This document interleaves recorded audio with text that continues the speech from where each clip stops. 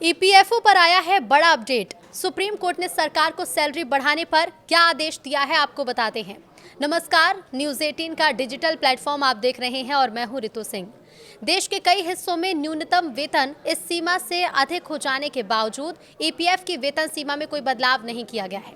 बड़ी संख्या में इससे कर्मचारियों को सामाजिक सुरक्षा और भविष्य निधि के लाभ से वंचित रखा जा रहा है। उच्चतम न्यायालय ने सोमवार को केंद्र सरकार को कर्मचारी भविष्य निधि यानी कि ईपीएफ योजना में वेतन सीमा के संशोधन पर 4 महीने के अंदर कोई भी निर्णय लेने का निर्देश दिया है। इस सीमा में पिछले 11 सालों से कोई बदलाव नहीं किया गया। न्यायमूर्ति जेके माहेश्वरी और न्यायमूर्ति एएस चंदोरकर की पीठ ने यह आदेश सामाजिक कार्यकर्ता नवीन प्रकाश नौटियाल की याचिका पर सुनाया। याचिका के मुताबिक कर्मचारियों के लिए सामाजिक सुरक्षा योजनाएं संचालित करने वाला कर्मचारी भविष्य निधि संगठन इस योजना में 15,000 रुपए से ज्यादा की मासिक आय वाले कर्मचारियों को शामिल नहीं करता।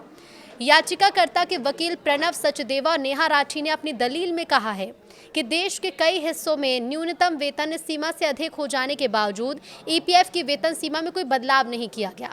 इससे बड़ी संख्या में कर्मचारियों को सामाजिक सुरक्षा और भविष्य निधि के लाभ से वंचित रखा जा रहा है।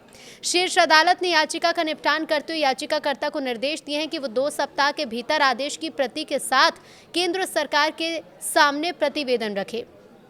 सरकार 4 महीने के भीतर इस बारे में कोई निर्णय ले। याचिका में यह तर्क दिया गया है कि पिछले 70 सालों में वेतन सीमा का पुनरीक्षण बहुत मनमाने ढंग से हुआ।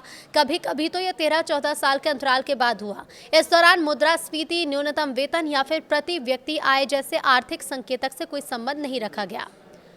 याचिका के मुताबिक इस असंगत नीति के कारण ईपीएफ योजना के तहत पहले की तुलना में बहुत कम कर्मचारियों को इसका लाभ मिल रहा है। साल 2022 में ईपीएफओ की उप समिति ने वेतन सीमा बढ़ाने और अधिक कर्मचारियों को योजना में शामिल करने की सिफारिश की थी, जिसे केंद्रीय बोर्ड ने मंजूरी दे दी थी।